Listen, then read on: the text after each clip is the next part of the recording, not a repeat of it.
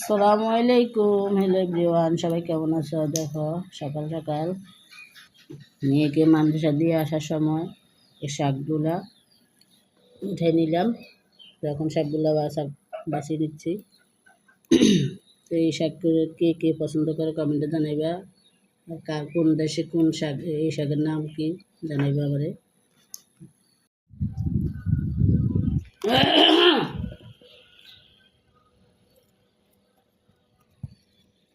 गुलाबी गुलाब